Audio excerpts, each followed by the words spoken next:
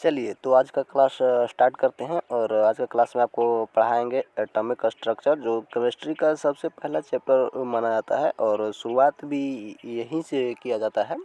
ठीक है, तो आपको देखना पड़ेगा कि इसमें क्या क्या टॉपिक्स हैं और क्या क्या इसमें पढ़ना है, क्योंकि एटॉमिक स्ट्रक्चर में ही हमारे मूल कण के बारे में पढ़ना होता है। जैसे हो गए इलेक्ट्रॉन, प्रोटॉन, न्यूट्रॉन वगैरह, मेसॉन या फिर पॉजिट्रॉन वगैरह के बारे में पढ़ना होता है। चलिए ठीक है ना, तो स्टार्ट करें हम आज का क्लास। और आज का क्लास में कुछ कलेक्शंस भी लाए हैं क्वेश्चंस का, जो हम देखेंगे। ठीक है, तो बता दें आपको कि एटॉमिक स्ट्रक्चर में एक ऋषि आते हैं जिनका नाम है महर्षि कनाद। जिनका क्या नाम है? महर्षि कनाद नाम है। महर्षि कनाद हैं, रुकिए। महर्षि कनाद ने बताए थे कि परमाणु का वह सूक्ष्मतम कण, जिसे मैटर का बोले तो मैटर का वह सूक्ष्मतम कण जो उसको और खंडित नहीं, मतलब कि खंडित इतना खंडित किया जाए कि उसके बाद उसे और खंडित नहीं किया जा सकता है, मतलब कि उसे और तोड़ा नहीं जा सकता है, उसी को हम परमाणु कहते हैं। ठीक है, तो महर्षि कनाद के अनुसार लिख देते हैं हम आपको। महर्षि कनाद के अनुसार कहा गया था कि परमाणु द्रव्य का द्रव्य बोले तो द्रव्य वो लिक्विड वाला नहीं, द्रव्य माने कि जिसमें कुछ आयतन हो, द्रव्यमान हो और स्थान घेरता हो। द्रव्य का वह सूक्ष्मतम कण जिससे और टुकड़ा नहीं किया जा सकता है, और टुकड़ा छोटा नहीं किया जा सकता है। लिख देते हैं, छोटा नहीं किया जा सकता है, उसे हम एटम कहते हैं। ये किसने कहा था? तो महर्षि कनाद ने कहे थे। ठीक है, हालांकि इनका कोई साक्ष्य नहीं मिलता है, इसके वजह से इनको हम सिर्फ अथी में करते हैं। ठीक है, हालांकि क्वेश्चन इससे पूछता है, अगर क्वेश्चन पूछे और इसमें महर्षि कनाद अगर आते हैं तो हम महर्षि कनाद को लगाएंगे, वरना जॉन डाल्टन को लगाएंगे ऑप्शंस में। ठीक है, तो आप इस चीज़ को सीख गए होंगे। अब हम बात करते हैं इसमें हम बात करते हैं कि जॉन डाल्टन ने हमें क्या कहे थे। जॉन डाल्टन बताए थे, डाल्टन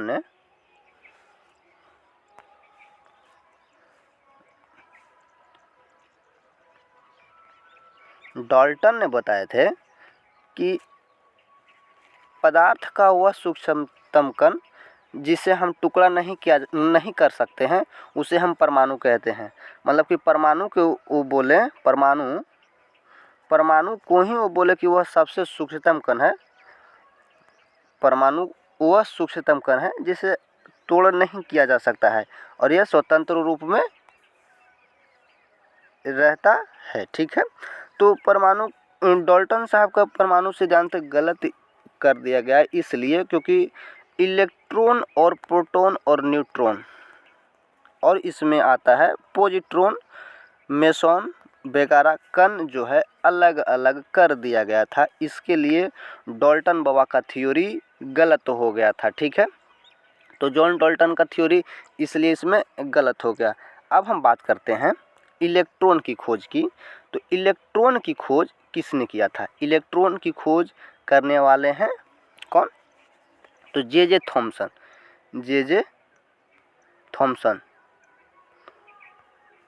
थॉमसन ने आपका इलेक्ट्रॉन का खोज किया था। किसके प्रभाव से? तो कैथोड किरण के प्रभाव से आपको जे थॉमसन ने 1800 बोले तो 1897 में आपको अलग किया गया था। ठीक है, 1897 में अलग किए गए थे, बताए थे कैथोड किरण के प्रभाव से। कैथोड किरण के प्रभाव से इलेक्ट्रॉन का खोज किया गया था। नेक्स्ट हम बात करते हैं प्रोटॉन का खोज, तो प्रोटॉन का खोज करने वाले सबसे महान व्यक्ति हैं बाबूजी कौन? गोल्डस्टीन। गोल्डस्टीन ने प्रोटॉन का खोज गोल्डस्टीन ने किए थे। कब? तो गोल्डस्टीन ने 1886 में किए थे। 1886 में गोल्डस्टीन ने प्रोटॉन का खोज किए थे। हालांकि इनका नामकरण जेम्स चैडविक ने प्रोटॉन नाम रखा था। ठीक है, तो गोल्डस्टीन हम लिखेंगे गोल्डस्टीन, गोल्डस्टीन। ठीक है,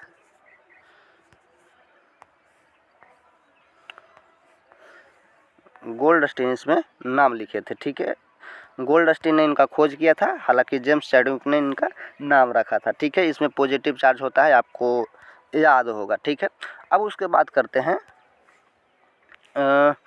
इलेक्ट्रॉन के प्रोटॉन का खोज। न्यूट्रॉन का खोज हो गया, प्रोटॉन का खोज तो हो गया। न्यूट्रॉन का खोज आपको किया गया था कब? 1913 ईस्वी में किए थे। कौन किए थे? तो ये किए थे आपको जेम्स चैडविक ने। चैडविक ने न्यूट्रॉन का खोज किए थे। तो ये सारे फैक्ट्स आपको ध्यान में रखना है। चलिए हम आपको क्वेश्चंस के कलेक्शन पर चलते हैं। कुछ क्वेश्चंस आपके लिए हम लाए हैं। चलिए क्वेश्चंस आपको मिल ही गया। पहला क्वेश्चन जो हमने सबसे शुरू में बताया था कि रासायनिक विज्ञान का जनक किसे कहा जाता है। चलिए ये क्वेश्चन हम नहीं बताए थे। तो एंटोनी वॉन लेवोजियर को हम रासायनिक विज्ञान के जनक कहते हैं। लेवोजियर, इस क्वेश्चन का ऑप्शन सही हो जाएगा। ठीक है, लेवोजियर इस क्वेश्चन का आंसर सही हो जाएगा। इसमें ऑप्शंस वगैरह जो है मिसिंग कर दिया गया है, नहीं लिखा है किसी कारणवश से। चलिए नेक्स्ट क्वेश्चन देखते हैं। तो आपको इसमें क्वेश्चन आपको विजुअल होगा। 2 नंबर क्वेश्चन। 2 नंबर क्वेश्चन कहता है किसने यह कहा कि सभी पदार्थ अत्यंत सूक्ष्म कणों से मिलकर बना है। तो हमने आपको सबसे शुरू में स्लाइड में यही बताया था कि महर्षि कणाद जो थे बताए थे कि पदार्थ का वह सूक्ष्मतम कण जिसे और खंडे मतलब कि और टुकड़ा नहीं किया जा सकता है, उसे हम परमाणु कहते हैं, परमाणु कहते हैं। ठीक है, तो सूक्ष्मतम कण ही आपको परमाणु कहलाता है। और किसने कहा था? तो महर्षि कणाद ने कहा था। जे थॉमसन की बात करें तो जे थॉमसन ने आपको इलेक्ट्रॉन का खोज किया था, जिसे प्लम पुडिंग मॉडल भी हम इसको कहते हैं। जे थॉमसन ने ही प्लम पुडिंग मॉडल दिया था। जैसे कि बताए थे कि तरबूज के जो रेड कलर भाग होता है वो प्रोटॉन होता है और जो बीज होता है वो इलेक्ट्रॉन होता है। तो इस नियम के अनुसार गलत बताए थे, क्योंकि इलेक्ट्रॉन हमारा बाहरी कक्ष में अथी लगाता है, सर्कुलर पाथ में मोशन करता है, और प्रोटॉन और न्यूट्रॉन हमारा बीच में न्यूक्लियस में रहता है, जिसे न्यूक्लियॉन भी कहते हैं। तो जे थॉमसन का ये नियम गलत हुआ था और इसी नियम को हम प्लम पुडिंग मॉडल भी कहते हैं। ठीक है, जॉन डाल्टन के बारे में हम बता ही दिए, रदरफोर्ड के बारे में हम आपको बता दिए थे। ठीक है, नेक्स्ट हम बात करते हैं इस नंबर क्वेश्चन 3 नंबर क्वेश्चन का। आप लोग इस चीज़ को ध्यान दीजिएगा, क्योंकि ये बोर्ड और मेडिकल के हिसाब से, पैरामेडिकल और पॉलिटेक्निक के हिसाब से बेसिक कॉन्सेप्ट है जो आपको देखना पड़ेगा इसमें। ठीक है, और ये ज़रूरी है क्योंकि इसमें क्वेश्चंस बन जाते हैं इलेक्ट्रॉन से, प्रोटॉन से, मेसॉन्स वगैरह से, या फिर उसका वेट वगैरह या इलेक्ट्रॉन पर चार्जेस वगैरह जो है वो सारी चीज़ें से क्वेश्चंस बन जाते हैं। तो कुछ क्वेश्चंस आज हम लाए हैं, बाकी कल क्वेश्चंस लाएंगे, तो उसको देखना है। चलिए 3 नंबर क्वेश्चन करता है पदार्थ के अत्यंत सूक्ष्मतम कणों को क्या कहा जाता है। तो पदार्थ के अत्यंत सूक्ष्मतम कण क्या हो जाएगा? परमाणु हो जाएगा। अब इसमें कन्फ्यूजन भी है कि कभी परमाणु ऑप्शन में मतलब कि कभी परमाणु सही होता है तो कभी अणु सही होता है। तो अगर पदार्थ का सूक्ष्मतम कण कहे तो परमाणु लगाएंगे, अगर तत्व का पूछता है, तत्व का सूक्ष्मतम कण पूछता है तो वो हम अणु लगाएंगे। अणु एक 2 या 2 से अधिक एक ही प्रकार के पदार्थ को मिलने से ही अणु का निर्माण होता है। जैसे कि हम हाइड्रोजन प्लस हाइड्रोजन का निर्माण करते हैं, तो ये हमारा क्या हो जाएगा? हाइड्रोजन H2 हाइड्रोजन का एक अणु हो जाएगा, ये हमारा अणु है। ठीक है, और इलेक्ट्रॉन के बारे में आपको बताए थे। चलिए इसमें फोटोन आ गया है तो हम फोटोन के बारे में आपको बता देते हैं कि क्या है फोटोन। फोटोन के बारे में बताएं तो फोटोन एक ऐसा कण है जिसमें न इलेक्ट्रॉन होता है और न चार्ज होता है और न ही इसमें वेट होता है, ठीक है। इसमें सिर्फ और सिर्फ एनर्जी होता है जो सूर्य से आने वाली किरणों में एक पोटी के बर्तन के रूप में रहता है, ठीक है। मतलब बोले तो उसका एक पोटरी के रूप में एनर्जी का हाई एनर्जी का एक पोटरी रहता है जो सूर्य के प्रकाश के किरणों से आता है, ठीक है। आपको इस बात को ध्यान देना होगा। चलिए नेक्स्ट हम बात करते हैं, इस क्वेश्चन को देखते हैं।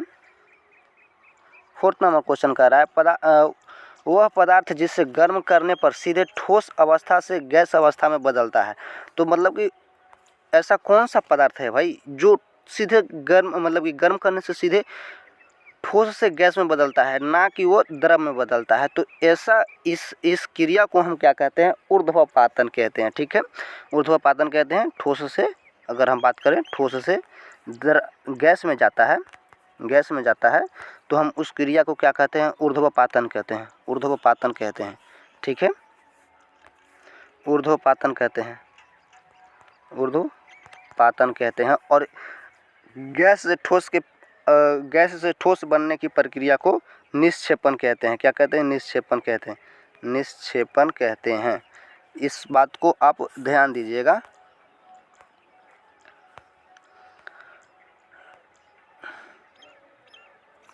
इस क्रिया को क्या कहते हैं, निक्षेपण कहते हैं। तो हमारा इसमें ऑप्शंस में आता है ऊर्ध्वपातन के बारे में पूछे तो ऊर्ध्वपातन के बारे में अगर पूछता है तो ऊर्ध्वपातन के बारे में हम बताएंगे कि क्या है। और ऊर्ध्वपातन में कुछ एग्जाम्पल है, जैसे कि कपूर हो गया, आपको कपूर ऑप्शन में भी दिख रहा होगा। कपूर हो गया, नेफ्थलीन हो गया, नेफ्थलीन हो गया, नेफ्थलीन हो गया, CO2 का बर्फ रूप, मतलब कि CO2 जो बर्फ होता है, CO2 का ही बर्फ जो होता है, ड्राई आइस इसको बोलते हैं हम। क्या बोलते हैं, ड्राई आइस। और ये क्वेश्चन पूछा भी गया है एग्जाम में कि ड्राई आइस का फॉर्मूला बताइए। तो ड्राई आइस कार्बन का बर्फ रूप ही है ड्राई आइस, ठीक है। आप इस चीज़ को ध्यान दीजिएगा, बर्फ रूप है कार्बन डाइऑक्साइड का। तो ये आप ध्यान दीजिएगा। तो इस क्वेश्चन के अगर हम बात करते हैं, इस क्वेश्चन के अनुसार हमारा क्या हो जाएगा, सही। इस क्वेश्चन के अनुसार हमारा कपूर सही हो जाएगा। नेक्स्ट हम बात करते हैं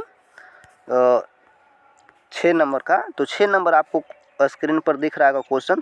6 नंबर क्या कहता है, वह शुद्ध पदार्थ जिनसे विभाजित नहीं किया जा सकता है क्या कहलाता है। तो आपको हम बताए थे कि तत्व जो है, तत्व आपका एक ऐसा पदार्थ है जिसको हम विभाजित नहीं किया कर सकते हैं, ठीक है।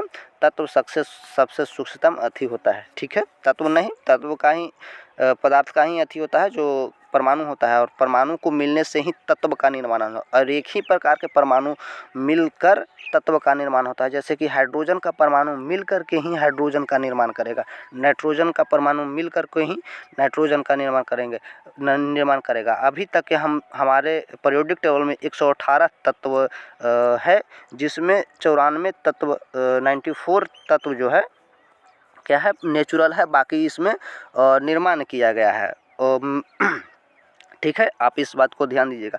यौगिक की बात करें तो यौगिक एक तत्व का ही एक निश्चित अनुपात है जिसे हम यौगिक कहते हैं। और मिश्रण की बात करें तो पदार्थ का एक अनिश्चित अनुपात मिश्रण कहलाता है, ठीक है।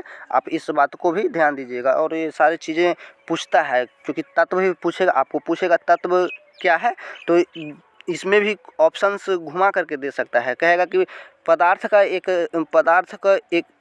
तत्व का एक निश्चित अनुपात, या फिर इसमें भी मिश्रण में भी पूछ सकता है कि तत्व का एक अनिश्चित अनुपात। तो ये चीज़ें आपको ध्यान देना होगा कि यौगिक में हम तत्व का एक निश्चित अनुपात लेते हैं और मिश्रण में एक तत्व का अनिश्चित अनुपात लेते हैं। तो आप इस बात को ध्यान दीजिएगा। चलिए ठीक है, नेक्स्ट हम बात करते हैं। नेक्स्ट क्वेश्चन 6 नंबर कहता है, पृथ्वी पर सबसे अधिक मात्रा में पाए जाने वाला तत्व क्या है। तो पृथ्वी में हम बता दें बाबू कि पृथ्वी में देखिए सबसे ज़्यादा पाए जाने वाला हमारा है ऑक्सीजन। कितना है, तो 64% ऑक्सीजन पाया जाएगा। उसके बाद हम बात करते हैं तो सिलिकॉन पाया जाता है, ऐसा ही सिलिकॉन, वो कितना होता है तो 26% आपका सिलिकॉन होता है। उसके हम बात करते हैं तो एल्युमिनियम होता है। एल्युमिनियम को भी याद करना है। इसमें आपको करीब 8 से 10% पाया जाएगा। और फिर उसके बाद हम करते हैं आयरन, Fe आयरन भी इसमें पाया जाता है। तो ये सीरीज है हमारा पृथ्वी भूपर्पटी पर पाए जाने वाला तत्व का। तो आप इस चीज़ को ध्यान दीजिएगा और ये पूछेगा, ठीक है, ये पूछता है, एग्ज़ाम में पूछता है, समझ गए ना। तो इसको एकदम भूलना नहीं है, याद रखना है, ठीक है।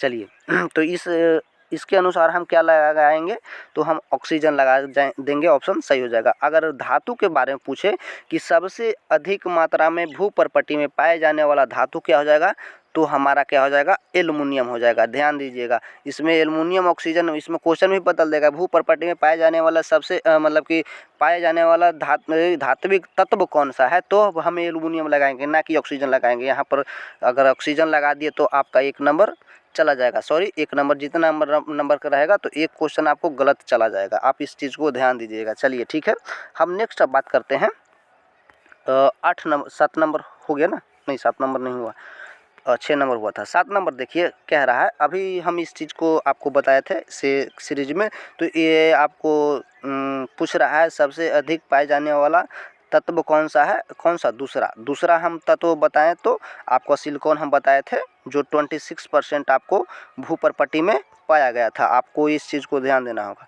चलिए नेक्स्ट हम बात करते हैं 8 नंबर का। तो 8 नंबर आपको क्या कह रहा है, देखिए 8 नंबर कह रहा है मनुष्य के शरीर में सबसे अधिक मात्रा में पाया जाने वाला तत्व क्या है। अब इसके बारे में भी हम बता देते हैं आपको कि मनुष्य के शरीर में सबसे ज़्यादा पाए जाने वाला क्या हो जाएगा, तो ऑक्सीजन हो जाता है, ठीक है। उसके बाद कार्बन हो जाता है, उसके बाद हो जाता है क्या, क्या लिखा रहा है यार, उसके बाद लिखाएगा कार्बन, उसके बाद हाइड्रोजन, उसके बाद नाइट्रोजन आपका ये सीरीज है, ठीक है। सबसे ज़्यादा ऑक्सीजन पाया जाएगा, उसके बाद कार्बन, फिर हाइड्रोजन, नाइट्रोजन। और अगर धात्विक में पूछे तो सबसे ज़्यादा कौन सा, कैल्शियम धातु पाया जाएगा। इसमें क्वेश्चन पूछ सकता है कि सबसे ज़्यादा मात्रा में पाए जाने वाला हमारे शरीर में धात्विक तत्व कौन सा है, तो हम कैल्शियम लगाएंगे। और सबसे कम क्या हो जाएगा, मैग्नीज, Mn, ठीक है। मैग्नीज जो 25 होता है, इसका Mn, N न होगा यार, चलिए ठीक है, इसमें Mn हो जाएगा मैग्नीज। सबसे कम मात्रा में पाए जाने वाला शरीर में कौन सा तत्व है, तो Mn है, मैग्नीज है, ठीक है। तो इस क्वेश्चन के अनुसार हमारा ऑप्शन क्या हो जाएगा, इस क्वेश्चन के अनुसार हमारा ये हो जाएगा ऑप्शन नंबर, कहाँ गया, ऑक्सीजन, ऑप्शन नंबर ए सही हो जाएगा। इस चीज़ को आप ध्यान दीजिएगा। चलिए अब हम बात करते हैं 9 नंबर के हो गया, 8 नंबर हुआ था, 9 नंबर क्या कह रहा है, आप देख रहे हैं आप अपने स्क्रीन पर। 9 नंबर कह रहा है पदार्थ के भूपर्पटी में ऑक्सीजन की मात्रा कितनी प्रतिशत पाई जाती है। तो आपको हम बताए थे, शायद आगे वाला स्लाइड में हम कुछ मिस किए हैं क्या, ऑक्सीजन वाला में देख ले एक बार, परसेंटेज क्या बताए थे, ये देखिए इसमें थोड़ा सा मिसिंग है। इसमें हम 46% ये हमारा शरीर में पाया जाता है बॉस, ठीक है। 46% हमारा ये शरीर में पाया जाता है, ना कि हमारा भूपर्पटी में। हमारा भूपर्पटी में कितना पाया जाता है, तो 46.6% पाया जाता है हमारे भूपर्पटी में। बात करते हैं हमारा शरीर का, तो हमारा शरीर का 64% या 65% अप्रोक्स पाया जाएगा हमारे शरीर में, ठीक है। चलिए यहाँ पर देखते हैं, इसमें देखिए, इसमें क्वेश्चन आपको दिख रहा होगा कि भूपर्पटी में सबसे थी, मतलब कि भूपर्पटी में पाए जाने वाला ऑक्सीजन की मात्रा कितना है, तो 46.6% हम लगाते हैं, 46.6% लगाते हैं, 46.6% हम लगाते हैं। तो यहाँ पर ऑप्शन आपको एक ही दिख रहा है और वो है आपको ए नंबर। चलिए ठीक है, नेक्स्ट हम बात करते हैं 11 नंबर स्लाइड और 10 नंबर क्वेश्चंस। हमारा आज का सेशन का लास्ट क्वेश्चन है और एक क्वेश्चन आपको दिख रहा होगा कि भूपर्पटी में सिलिकॉन की मात्रा कितनी पाई जाती है। तो ये मेजर डिफरेंस है जो आपको ध्यान रखना होगा, क्योंकि इतने ही कम करीब वाला ऑप्शंस भी आपको डाल देते हैं, ठीक है। तो आपको ध्यान रखना है कि हमारे भूपर्पटी में सिलिकॉन की मात्रा कितना पाया जाता है। तो 27.7% यह पाया जाता है। ठीक है, ये आपको ध्यान रखना होगा। चलिए ठीक है, और इसमें देखें, इसमें सीरीज में क्या लिखा है, ये आपको ध्यान रखना होगा। इसमें भी अप्रोक्स इतना ही, और ये इतना के इतना से बीच में आपको देगा ऑप्शंस, तो आपको लगा देना है। ठीक है, चलिए तो आज का क्लास इतना ही रहेगा। बाकी हम मिलते हैं कल का सेशन में, और कल आपको शानदार टॉपिक लेकर के आएंगे जो एग्ज़ाम में आएगा। देखिए इसमें हम बात करते हैं, तो आपको क्वेश्चंस के मामले में बताएं तो आपको ध्यान कौन कौन सा रखना है। आपका देखिए ये चीज़ें नहीं है, ये आपको ध्यान रखना पड़ेगा। ठीक है, ये टॉपिक्स जो हैं हम शुरू में बताए थे, ये आपको ध्यान रखना है। बाकी बात करते हैं, ये चीज़ें तो आप पढ़े ही हैं, और इस चीज़ को ध्यान दीजिएगा, परमाणु और अणु के और परमाणु के बारे में ध्यान दीजिएगा। और इसका एक हम सेपरेट वीडियो लेकर के आएंगे जो बताएंगे कि चेंजेस को, मतलब कि भौतिक चेंज को क्या कहते हैं। गैस से ठोस, ठोस से गैस, गैस में गैस से द्रव में बदलता है तो क्या कहता है, द्रव से गैस में बदलता है तो क्या कहता है। इस चीज़ को हम लेकर के आएंगे। बाकी आज के लिए इतना ही, हम फिर मिलते हैं नेक्स्ट सेशन में। ओके।